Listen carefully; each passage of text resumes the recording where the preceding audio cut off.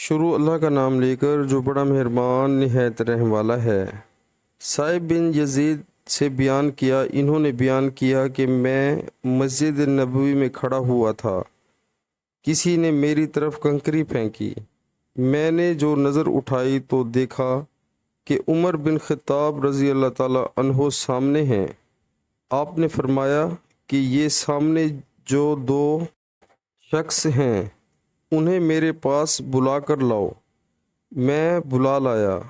آپ نے پوچھا کہ تمہارا تعلق کس قبیلہ سے ہے، یا یہ فرمایا کہ تم کہاں رہتے ہو؟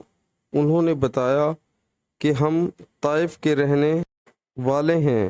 آپ نے فرمایا کہ اگر تم مدینہ کے ہوتے تو میں تمہیں سزا دیے بغیر نہ چھوڑتا۔ رسول اللہ صلی اللہ علیہ وآلہ وسلم کی مسجد میں آواز اونچی کرتے ہو۔ صحیح البخاری کتاب نماز کا بیان، مسجد میں آواز بلند کرنا کیسا ہے؟ حدیث نمبر 470۔